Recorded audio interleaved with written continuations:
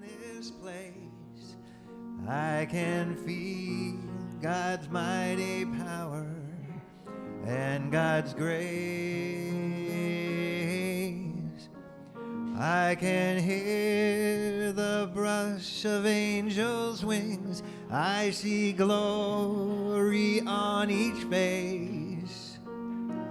Surely the presence of the Lord is in this place. Join us if you will. Surely the presence of the Lord is in this place. I can feel God's mighty power and God's grace. I can hear the brush of angels' wings. I see glory on each face. Surely the presence of the Lord is in this place.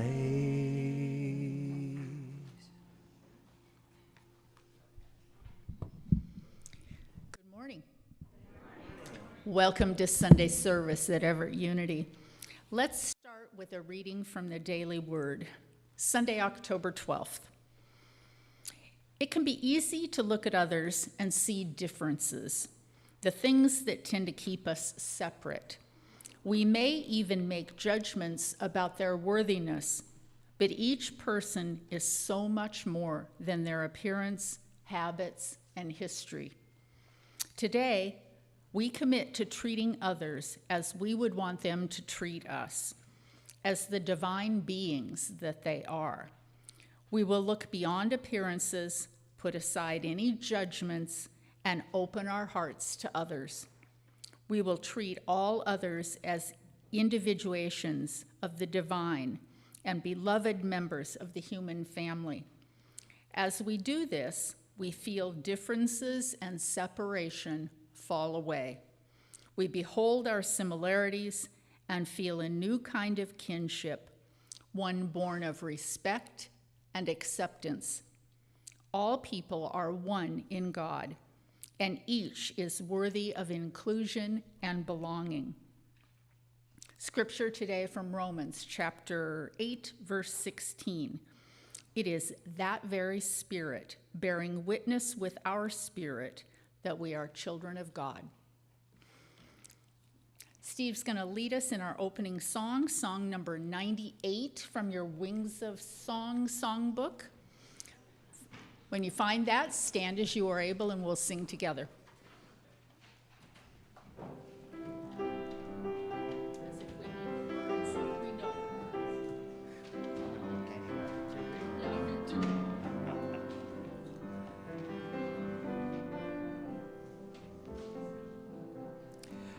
Kumbaya, my Lord, Kumbaya, Kumbaya, my Lord, Kumbaya, Kumbaya, my Lord, Kumbaya, oh Lord,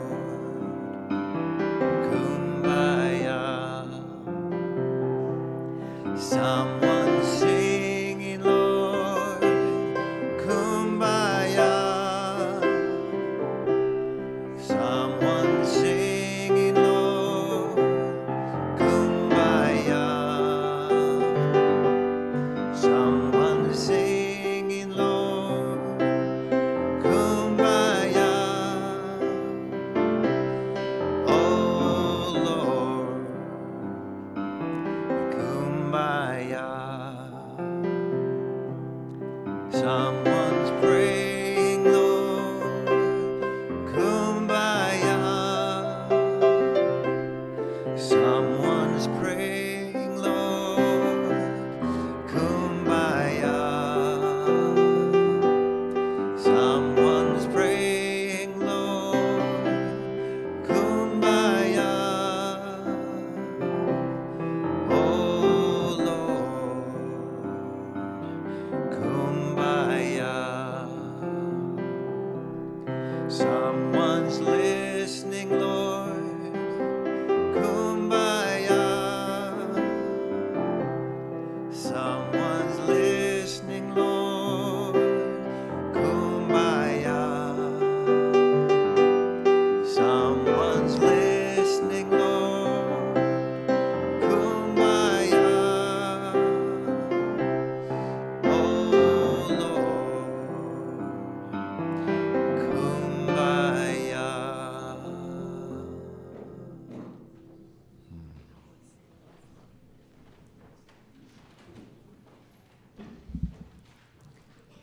Well, good morning and welcome again to Sunday service at Everett Unity.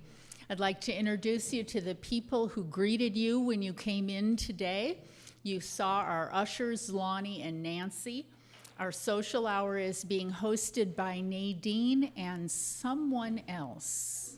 And Dora Faye. I like that. Dora Faye. Audio video support's being provided by Rick and David. You've had a chance to hear our wonderful musicians this morning, Terry and Steve. My name is Cindy, and we welcome back Reverend Patrick Creelman from Center for Spiritual Living. Glad to have you back.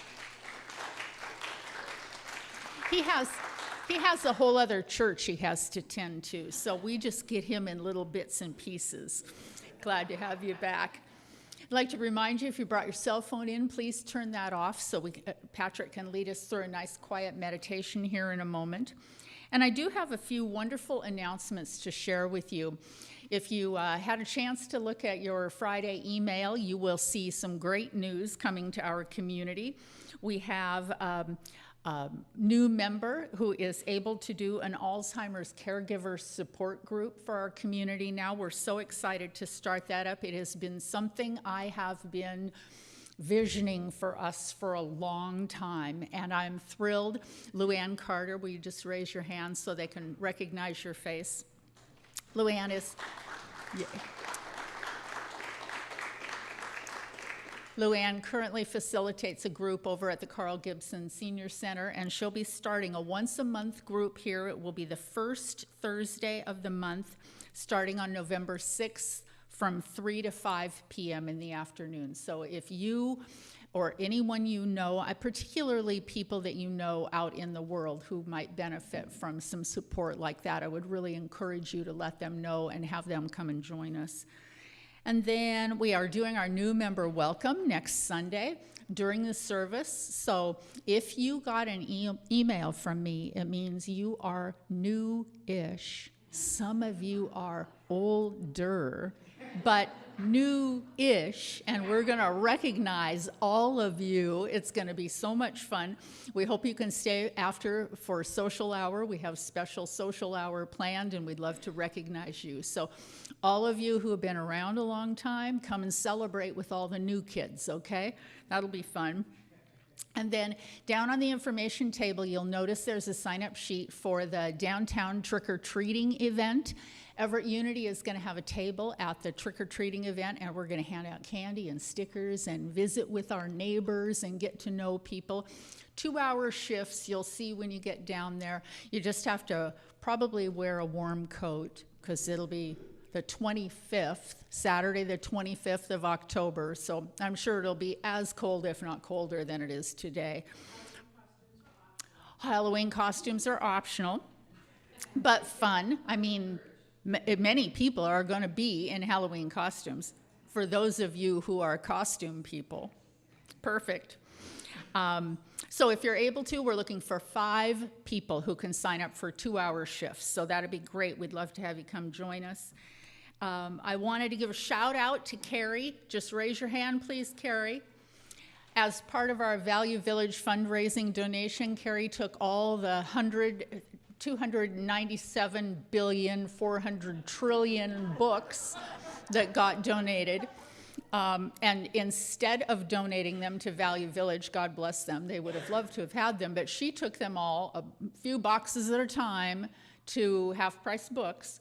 And she made as much selling those books to Half Price Books as we made with all of our other donations to Value Village. I know, yay. I'll tell a story on myself. Carrie called me the day before we were taking donations out to Marysville and said, I think we should do this. And I think I had an aneurysm when she said it, because I'm like, oh, I can't even deal with that. I can't even figure out how to make that happen. Are you kidding me? And she said, I'm not asking you to, I'll take care of it. And so she did. So our total fundraising activity for that was over $700, $725. So yay on all of you. And then one last thing, all you October birthday people, come downstairs for social hour after service so that we can have birthday cake with you and celebrate all of our fall babies. Today happens to be my sister's birthday. And she was born in 1962 when we had the big, huge hurricane. Yes, all of us old timers from this area. Yeah, Columbus Day storm, biggest storm we've ever had. Power was out, drama and trauma, and my little baby sister got here that day. So pretty fun, pretty fun. So, all right, well, let's sing together again. Steve's going to lead us in song number 29 from your Melodies from the Heart songbook. Stand as you are able, and we'll sing together again.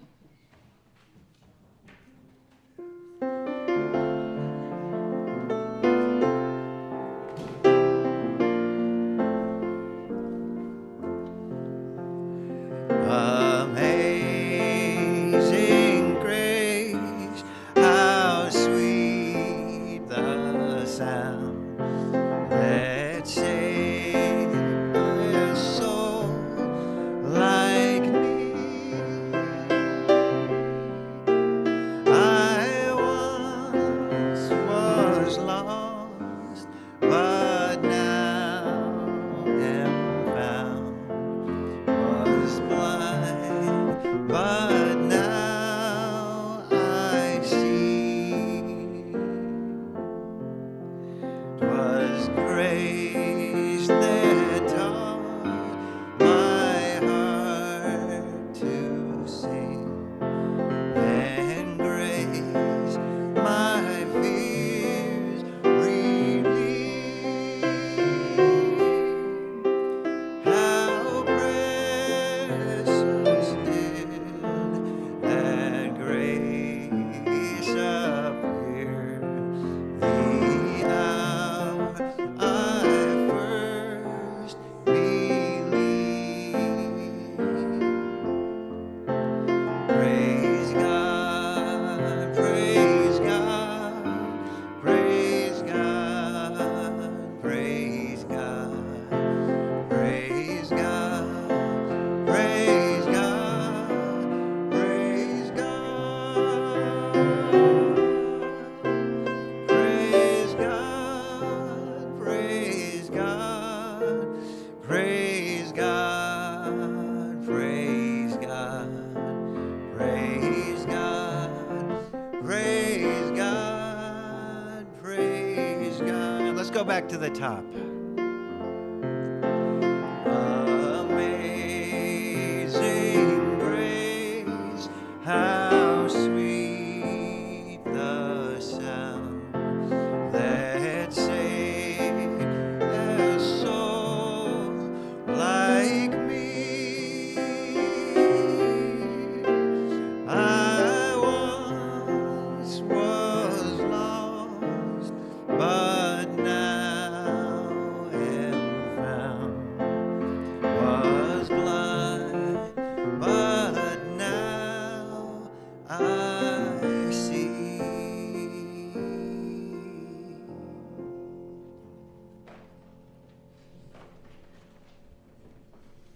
All right, let's settle in now and get ready for meditation.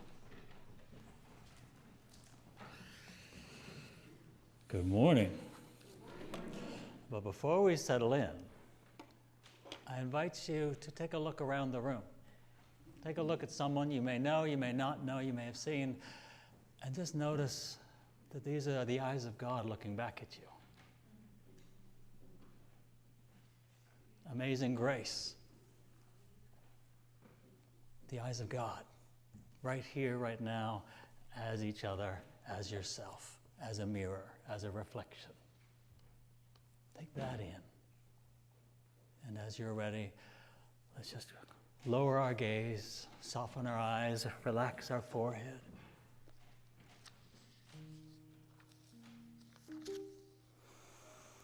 Take a breath into your body and relax a little further.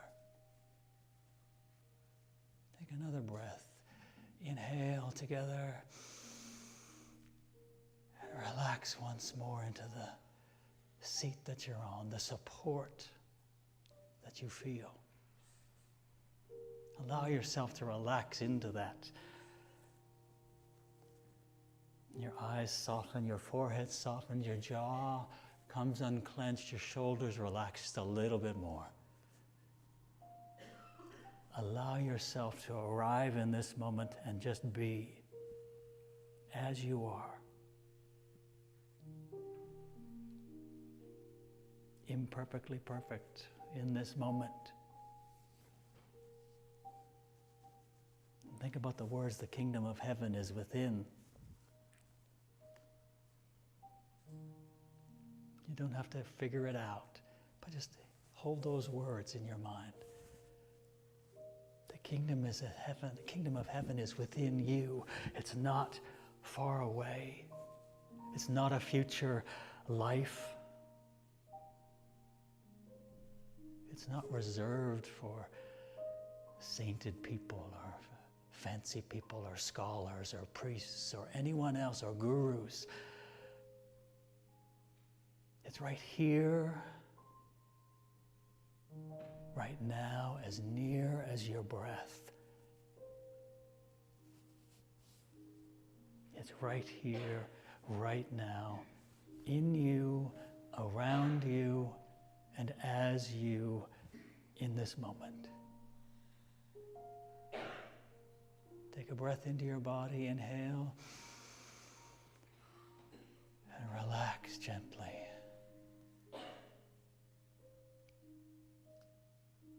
That breath is life. That breath is the doorway. It's the doorway to heaven. It's the doorway to stillness. Within you is this stillness that is untouched by fear, unbothered by the world of 10,000 effects of the world outside of us. That breath brings you into alignment. It allows you a deeper knowing that is not taught or not spoken about. It's built on truth, on compassion, on stillness.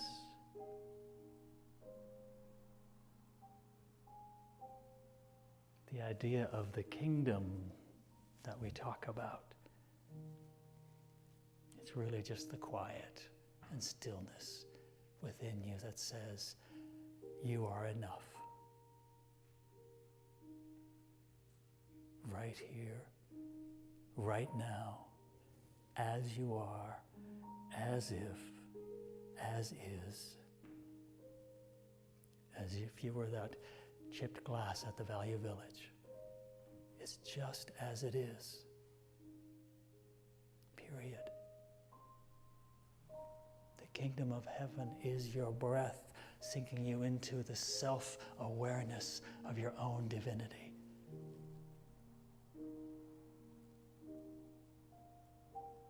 Take a breath into your body, a deep cleansing breath, and at your own pace, exhale.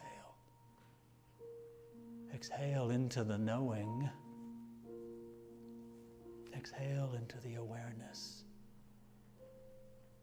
Exhale into your own being.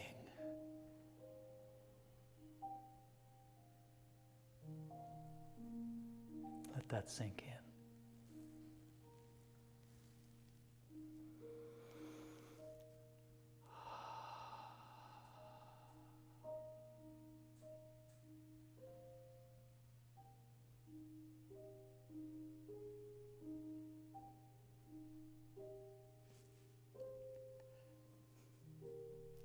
Allow that awareness,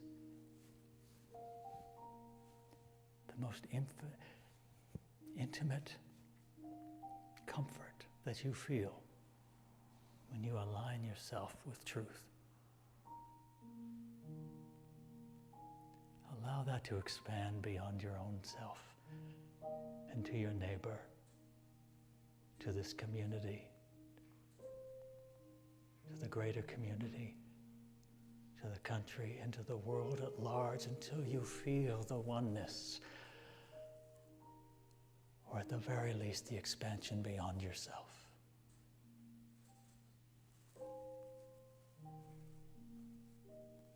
Take that breath into your body and relax into your own knowingness, into your own sense of heaven.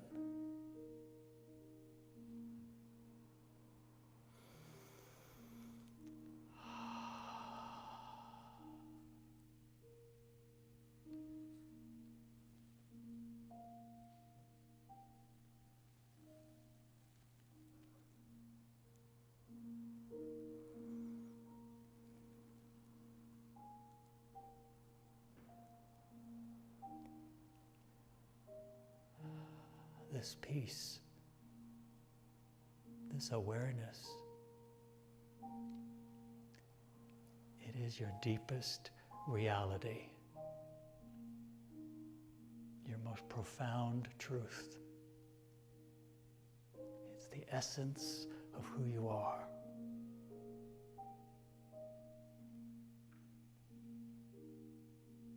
Allow that to be the sacred ground upon which you walk. Allow that to be the place from which you speak.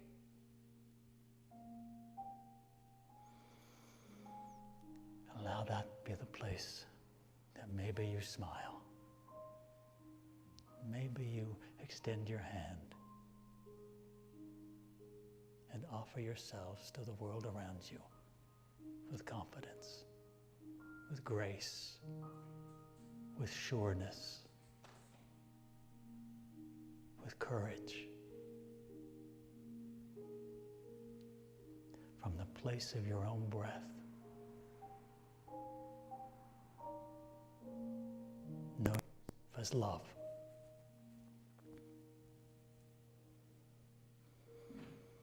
Rest.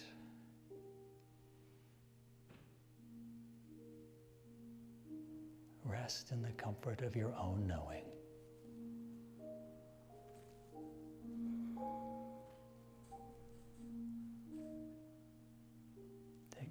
Another breath into your body.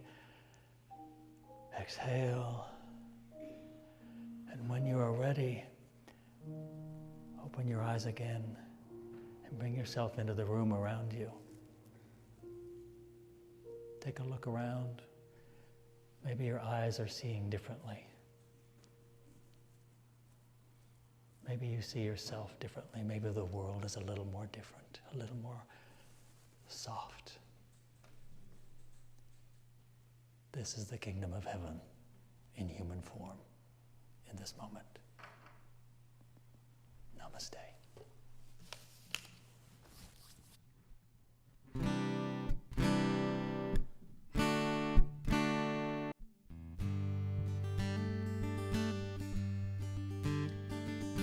We'll do a little bit of a mantra following Reverend Patrick's words. And the words are: sweet silence, perfect peace is just a breath away. A breath away. Like this. Sweet silence, perfect peace is just a breath away. Sweet silence, perfect peace is just a breath away. Let's try singing that together. Sweet silence, perfect peace is just a breath away. Sweet silence, perfect peace is just a breath away. Let's do one more. Sweet silence, perfect peace is just a breath away.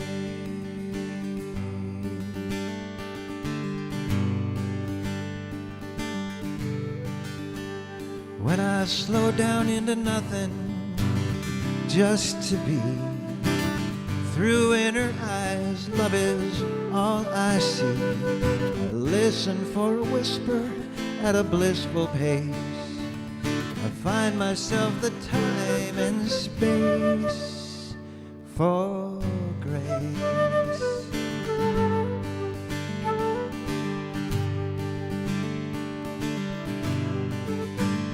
When my eyelids slowly open to the wonder of each day, before my mouth can form the shape of any early words to say, from a dreamland to the daylight, there's a space between.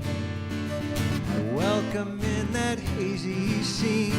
It's a space for grace. For grace. Oh, I find myself the time and space for grace.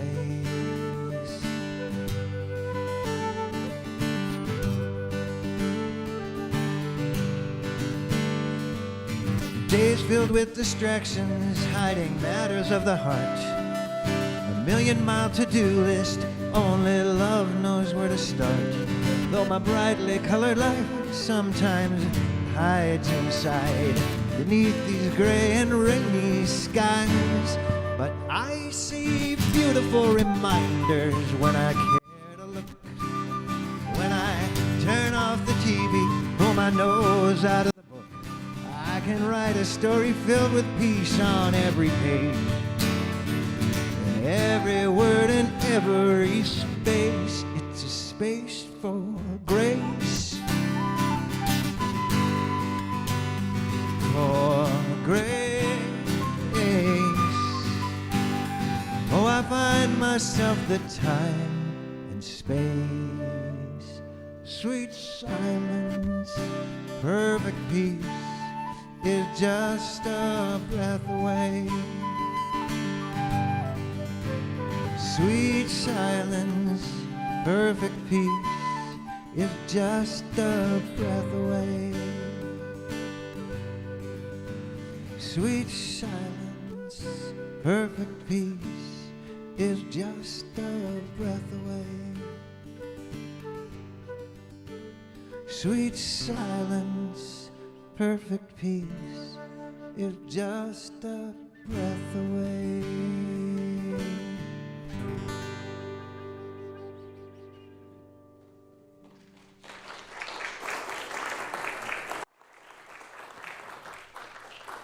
I love that. Sweet silence, perfect peace is a breath away with a blue guitar and a red flute. I love that. It's a great combination. Thank you, the two of you, Terry and Steve, for beautiful. Hi, I'm back. It's been a while. I apologize for taking a small break. Life got a little harried, and it did what it did. And sometimes you have to ask for grace and excuse yourself and take care of some things, the very human things, and thank you for your graciousness for keeping me on the schedule. I'm really grateful to be back. I missed y'all. Yeah, so thank you for having me. So, our topic this month is Kingdom of Heaven Lies Within, right? And I know you've heard a couple messages about that. So let's take a breath into our body and relax. And we know that when we take that breath into our body and relax into this moment, it's just a matter of reminding ourselves that we're in the right place at the right time, for the right message, for the right words, for the right song, for whatever it is, for the right experience for us in this moment. So while we're on the same starting page, when we say Kingdom of Heaven lies within, we know we're not talking about like a cloud, a lighted cloud from the sky above and a golden chariot or, any of those sort of angels or trumpets imageries that we've had. We all get that we have this very Christian ideology of what Kingdom of Heaven means, those words. We get that. We're born into the country we're in, we're born into the world we live in. Those ideas and those images are implanted in our brain even if we've left those religions. Even if we never were in those religions, even if they were never a part of our life. The kingdom of heaven is already implanted in our brain and it's over there. In the spiritual teachings, the kingdom is heaven within. And that's what we say. So that's our baseline, that we know that that's not it. Now, I want to share with you today that I don't necessarily think we can talk about the kingdom of heaven within, being within, if we don't really talk about self-love and self-acceptance. And when we talk about heaven, we're really talking about love. And when we're talking about the kingdom, we're really talking about ourselves and our lives. This is the world we live in. It's our little kingdom. And when we say the words, the kingdom of heaven is within, I have to wrestle with these words myself, as we have this vocabulary, and it's the vocabulary we use, and it's our language. But sometimes the very idea of going within creates an idea of separation, or an idea that I have to do something to experience the heaven. And that automatically takes me out of the experience of heaven. I'm going to search for it. I'm going to look for it. There's something I need to do. There's some class I need to take. There's some new thing I need to do in order to achieve the thing that I'm trying to achieve. The experience of kingdom of heaven within. Yes, yes, no, no. Anyone else have that idea?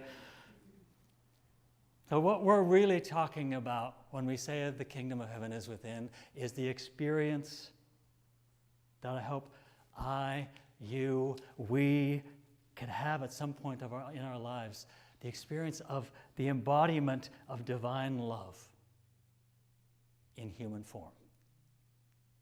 We were born into this world. We don't know what came, I don't know what came before me, before this life, and I don't know what's coming after this life, but I know what's happening right now.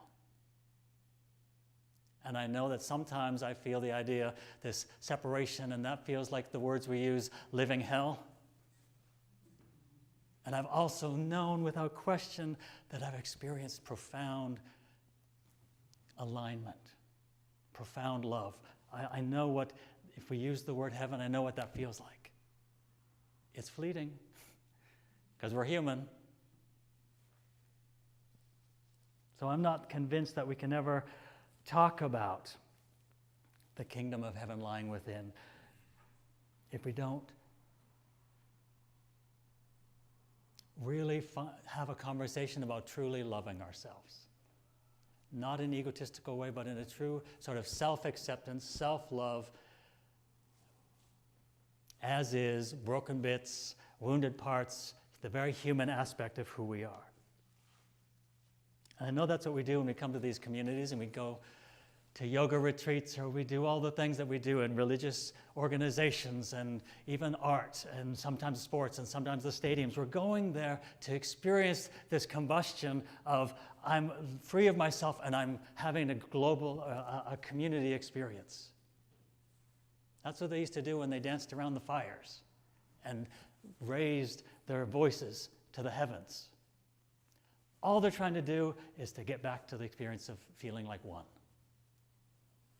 And that's all we're trying to do. We're trying to, I think, in those of us who are on sort of a spiritual journey,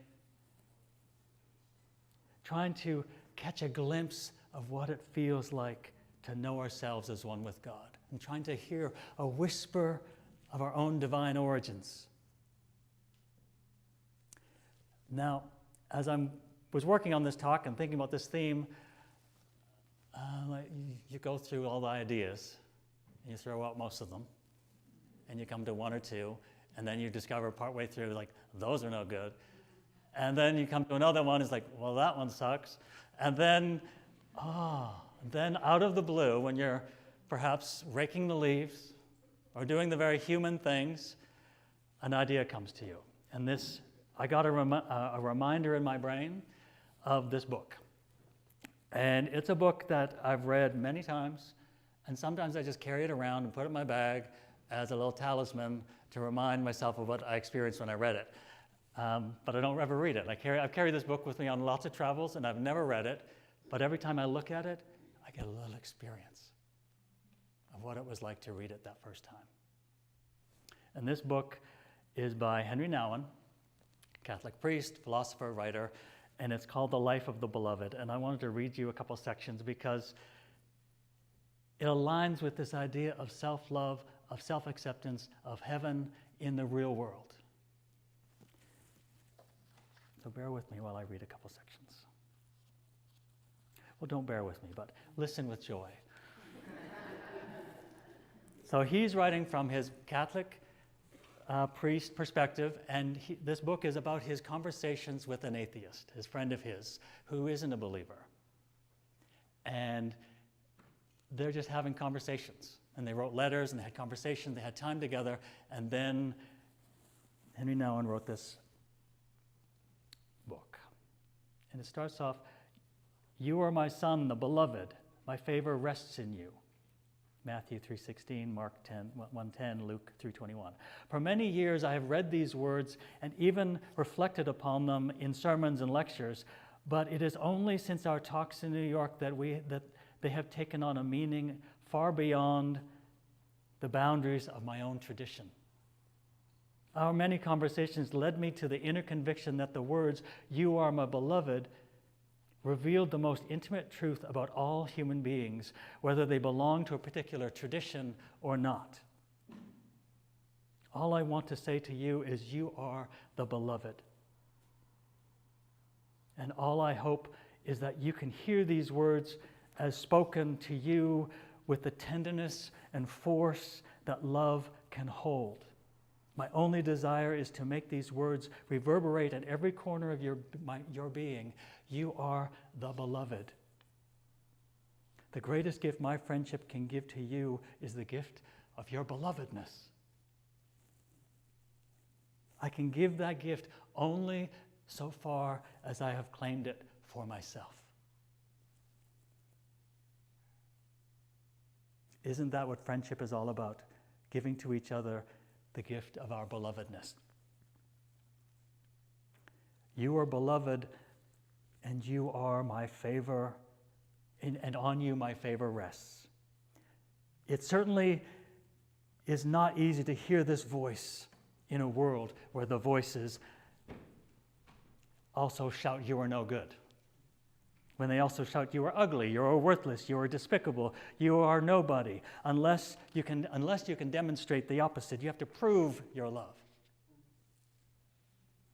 The negative voices are so loud and so persistent that it's easy to believe them, and that's the great trap, the trap of self-rejection.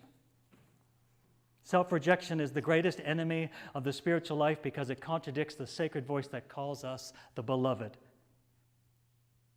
Being the beloved expresses the core truth of our existence. That soft, gentle voice that calls me the beloved has come to me in countless ways. We are the beloved. We are ultimately loved long before our parents, our teachers, our spouses, our children, our friends loved or wounded us. That is the truth of our lives. We are the beloved. That's the truth I want you to claim for yourself. That's the truth that the voice has spoken and says, you are the beloved. Nothing will ever separate us. We are one.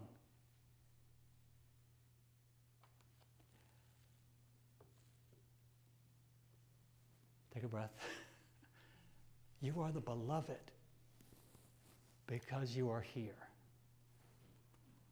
You are born of love, you exist as love, and you're here to experience more of that in 360 degrees ways of your life. Now, part of the idea of being human is that you're born and you're separated from the one source, our mother, which is life, the universe, the whole thing in the womb. That's our whole world. And all of a sudden we're born and we're human. And from that moment, we're told different ideas about who we are. Our origins, our oneness. And that is truly our essence.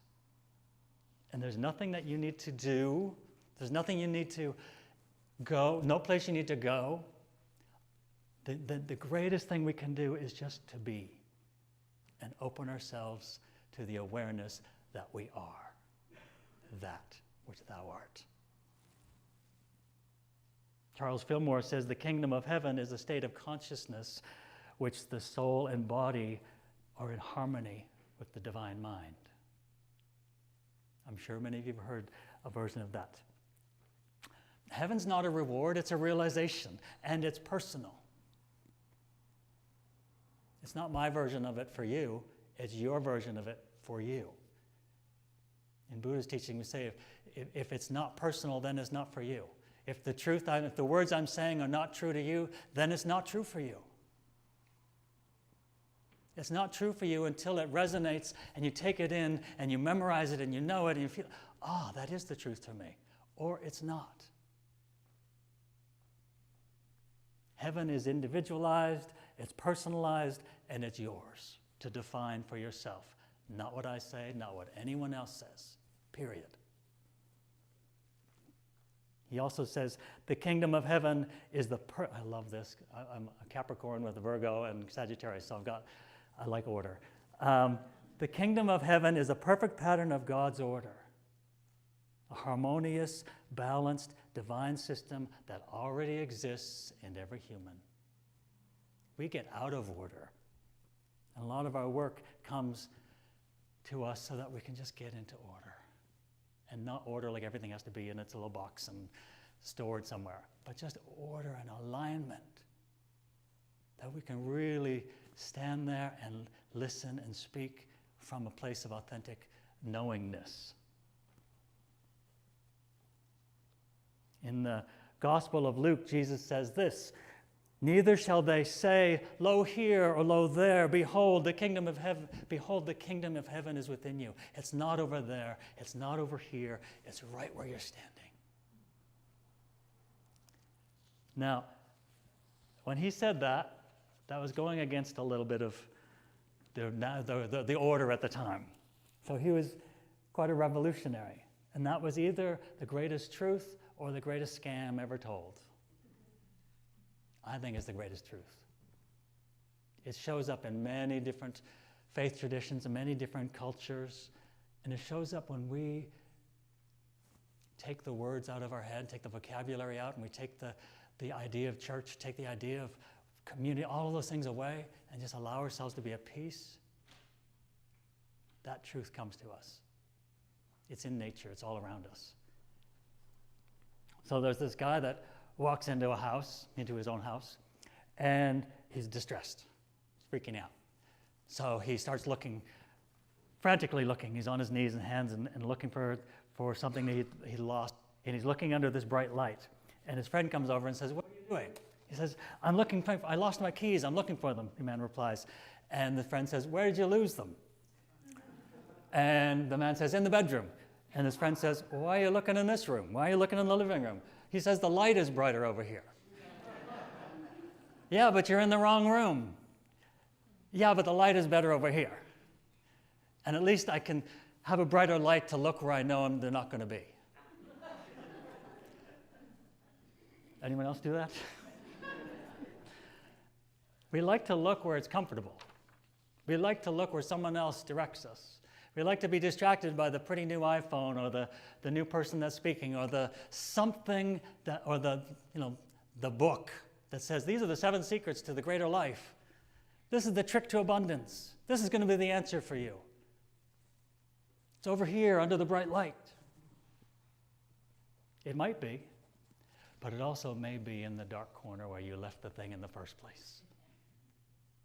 At some point in all of our lives, as part of being human, it's a no-fault statement, we separated from who we knew ourselves to be. Something happened, and we made a decision that we were no longer this, but we were now this, and we put on the muscles, we put on the new hairdo, we put on the new thing to make our folks happy, to make the community happy, to save ourselves, to protect ourselves, whatever the survival suit is that we put on, it was armor.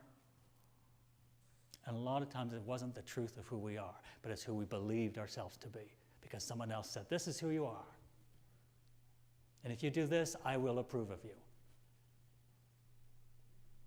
One of the things that I got, one of the liberating things for myself was that I had to get right with disappointing people. Sometimes just being who you are is going to disappoint someone in your life who thought you were the way they thought you should be. That is a liberating exercise to say, okay, I know you're disappointed, but this is who I am. Not that you're going to be rude or going to be anything disrespectful. But sometimes you have to live your authenticity and let the world around you who no longer resonates at that level fall away.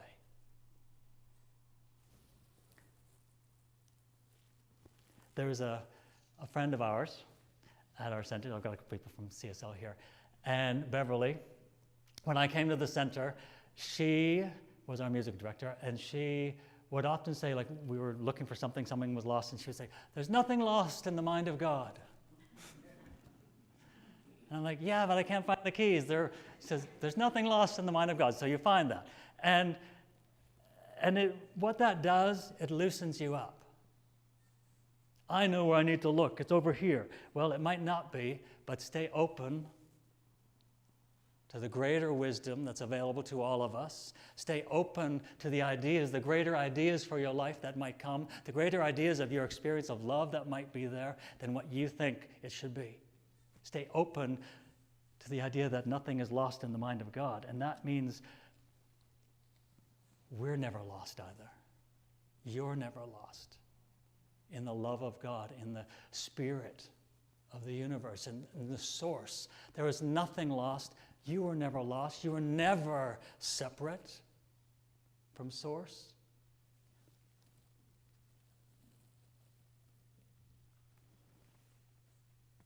And that includes every aspect of who you are. It's not where you're searching. It's not where you think the answer is. It's right where you are. The keys are always in the same place. The wonder is always in the same place. The love is always in the same place. The grace, the joy, the compassion, the creativity is always in the same place. And that place is within. That place is right here, right where you're sitting right now. And it's as close to you as your breath. Ernest Holmes says, heaven is not a place, but an inner state of consciousness. He didn't believe in positive thinking, but he believed in alignment with spiritual truth. We don't need to affirm ourselves into a greater life. We just need to align ourselves with what our truth is, and then we will vibrate at such a rate that that which supports our vibration will find us, and we will find it. And if it doesn't support our vibration, it's going to walk on by, or we're going to walk on by it. If you see me, no, I always go into that song. Walking down the street. You never know when I'm going to sing a song or do a dance. I'm feeling it today, folks. Okay. Yes. In the Buddhist teachings, this idea comes up in many teachings. Our divine origins. It's where we stand, and we stand on sure footing. It's throughout a lot of teachings. And Buddha says, peace comes from within, do not seek it without. The Buddhist path is about stripping away the illusion so that the nirvana, the heaven, the authentic self is what's standing. In Hinduism, they talk about you are that. Brahman, the ultimate reality, is not out there. It's you. It's yourself with a capital S, not the small s. Not your ego self, but the divine expression and the divine essence of who you are. Islam, the Sufi poet Rumi says, I searched for God and found only myself. I searched for myself and found only God.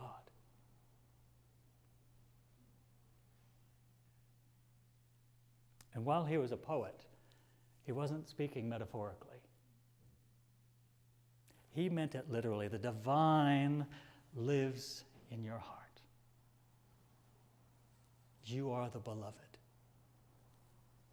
In Judaism, the Torah says that God breathed the life breathed life into Adam. In Hebrew, the word for breath, excuse me if I've got the pronunciation incorrect, neshama, or neshama, also means soul. The breath being breathed into the life of Adam, life of each and every one of us, is the life of God, is the breath of God is being breathed into our soul. The divine spark is not beside you, but is within you. It is you. The breath of God is you. When we're born, the first thing we do, what do? Catch the breath of God. We catch the breath of life. And without that divine inspiration, that breath of life, we don't have life. It is our first instinct as a human. And then it's trained out of us. Awesome. That's the best. So you're not lacking. You're not broken. None of us are. We're just human, having this human experience where we bump into each other and forget some of our greater truths. Your joy, your stillness, your sense of connection, these are not, I want to say this, these are not bonuses in life. They should be the operating system of your life. We shouldn't have to, I don't know in spiritual world we're not supposed to say should. Don't should all of, yes. But I don't think we should be working so hard to find joy, to find happiness, to find connection. We have to put ourselves in the place of it so we can receive it, but it shouldn't be so much hard work. We should be working maybe softer, not harder. Showing up in a way that allows the hard edges of our armor to be laid down so that the humanness and the heart can open up and receive and give and be in community and in conversation with each other. So when you begin to live from that place, everything changes. The world doesn't change, it's still mad as what it is. We know what we're living in right now. These are tough times. That's why these communities and these moments and the moments of connection are so important now more than ever. Whenever any community or generation has faced troubled times, they've had to fight. They've had to kick ass. And they've also been invited to love harder, love softer, extend themselves to their neighbors, to their family, to their friends, to God, to spirit, to whatever that is, and hold hands around the world. Hold hands in their community so that they can stand and face what's right in front of them, not hide from it. Stand on the rock of revelation that is your sense of self, sense of divine origin, sense of connectedness beyond. So the world doesn't change when we do this, but we change. You change. So you stand up a little stronger. And if you're sitting, you sit a little more sure. You offer what gifts you can offer to the world. So, I want to say this. Don't outsource your awakening to something outside of yourself. It's an inside job. It's personal to you. It's your journey. The door is always open. The key is always within. The time is always now. And remember, you are the beloved. Without question. There is no doubt about that in my mind. I'm looking at every one of you, and I see you. And know that I see you, and you are seen, and you are loved just as you are. Enough said. Thank you.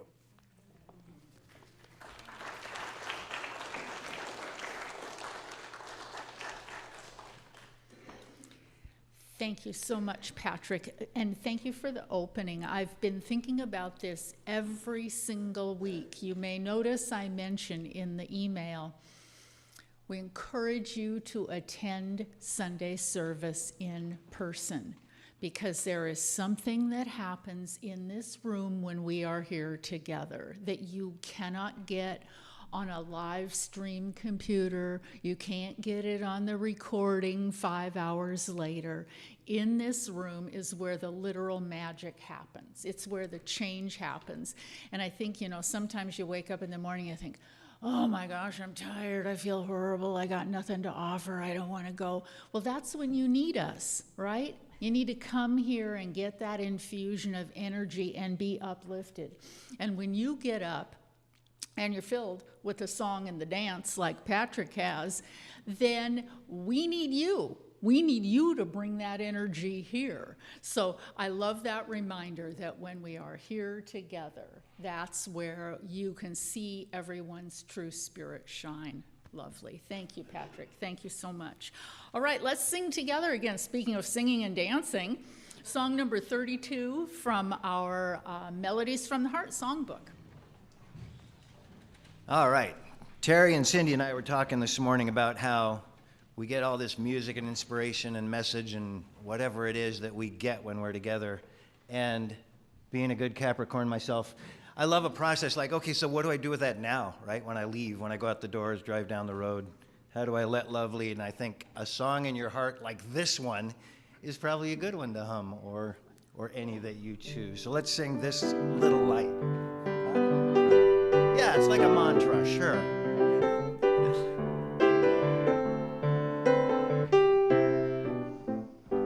Here we go. This little light of mine, I'm gonna let it shine. This little light of mine, I'm gonna let it shine. This little light of mine, I'm gonna let it shine. Let it shine, let it shine, let it shine. When in doubt and darkness, I'm gonna let it shine. When in doubt and darkness, I'm gonna let it shine. When in doubt and darkness, I'm gonna let it shine. Let it shine, let it shine, let it shine. Here we go, brothers, sisters, and each other. When I greet my brothers, I'm gonna let it shine. Oh, when I meet my sisters, I'm gonna let it shine. Each other. When I greet each other, I'm gonna let it shine. Let it shine, let it shine, let it shine.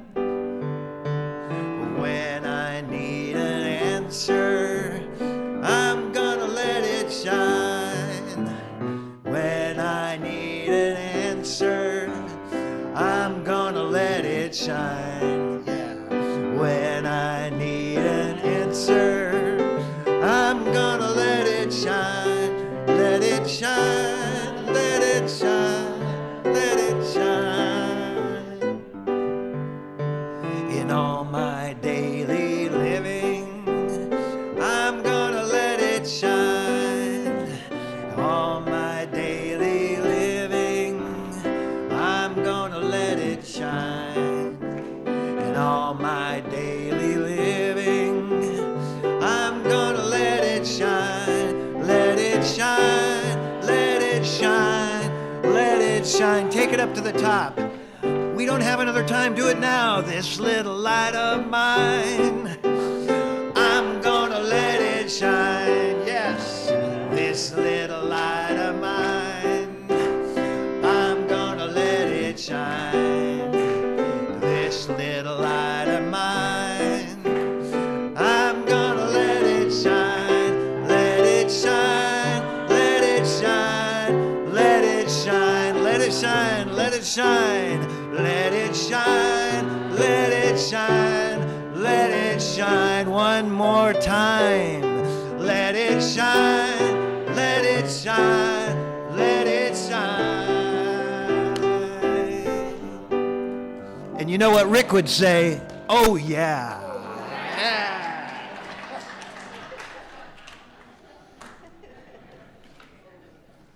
For us old timers around here, Rick has taken Don Herringstad's place, right? Don was the one he was a longtime member years ago, and you would hear at the end of every song, he'd go, yeah, yeah. So you have reincarnated him, Rick. Thank you. Well, now it's time to bless our offering and thank our Creator for the many blessings that we have been given and affirm our gratitude. So let's start first by affirming the truth about ourselves. And this is how it goes. You find this inside your bulletin. My name is, and you use your name, and I am prosperous, always and in all ways. So let's say that together. My name is, and I am prosperous, always and in all ways. Remember, when we are not saying this just by rote, there is a particular meaning for this, the meaning of always meaning forever and ever, and always as in all forms. So just think about that when you say those words. So now let's take your offering. You can hold it next to your heart, literally or figuratively. Many of you donate throughout the week. Many of you support the church on your automatic bill pay. However you choose to support the work that we do here. Patrick and I were talking about that this morning. If this is the place that you get your spiritual enrichment, you will want to support it because it is a way and a place for you to continue to have a connection with each other. So let's hold that offering and let's bless it together. Divine love flowing through me blesses and multiplies all that I am, all that I have, all that I share, and all that I receive. Thank you, Mother, Father, God. Amen.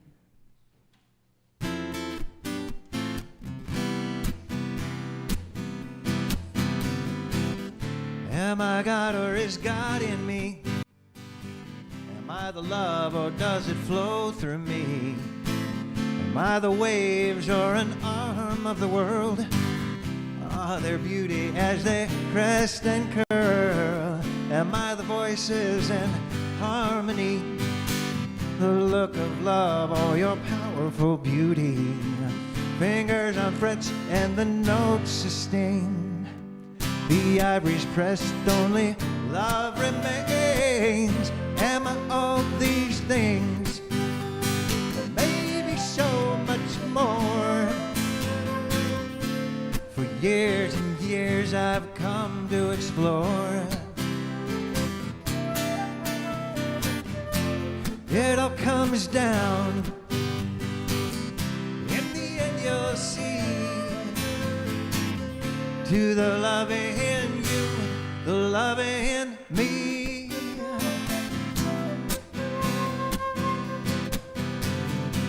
Am I the notes that make the song, or lovers' hearts as they dance along? Maybe stars in a desert sky. There's such a freedom in just asking why. The clear twinkle in a baby's eyes, or children's laughter on a carnival ride. Just to stop for a moment and be the love in you, the love in me. Am I all these things? Maybe so much more. For years and years I've tried to ignore. It all comes down. In the end you'll see,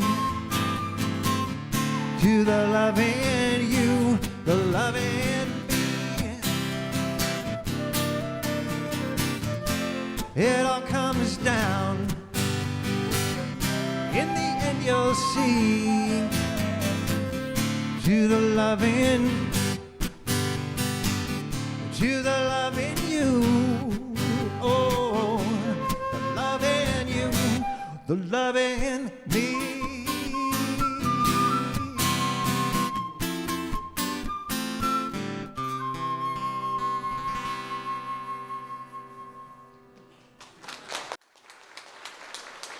Thanks. So I invite you in the spirit of of appreciation, of applause, of melody and harmony, of the creative force that makes music, makes everything happen in this world, to extend your hands to these offerings. Extend yourselves, your heart, your ideas, your focus into these offerings, knowing that as we bless them, we bless the giver, the gift, and the receiver, all in one blessing, knowing that what we have to offer as a human, as a gift, as a decimal point, as a dollar amount, as a spirit, as a love-filled human being, we come to this place, come to this center, come to this community, come to each other as the blessing itself.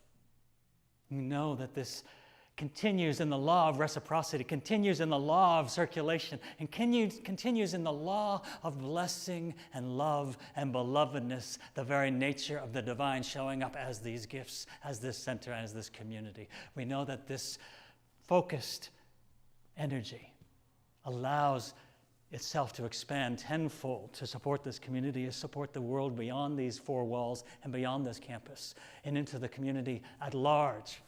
We know that we are blessed by showing up and offering our gifts. We know that the world is blessed in many ways that we will never understand or completely see.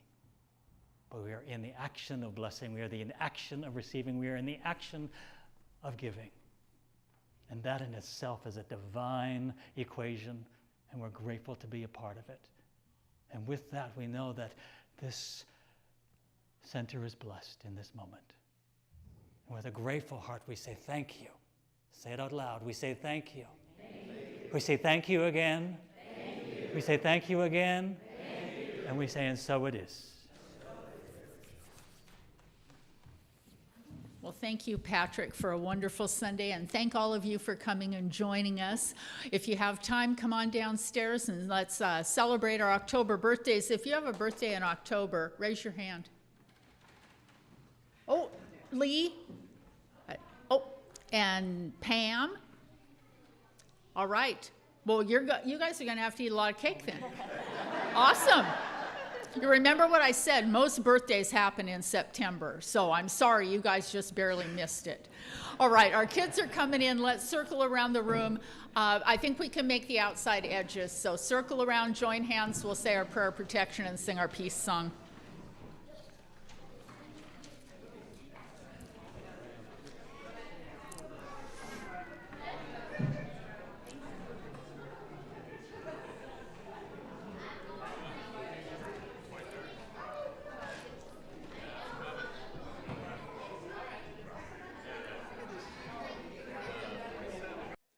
Our prayer of protection.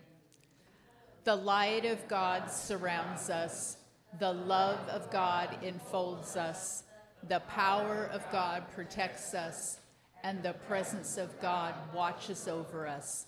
Wherever we are, God is, and all is well.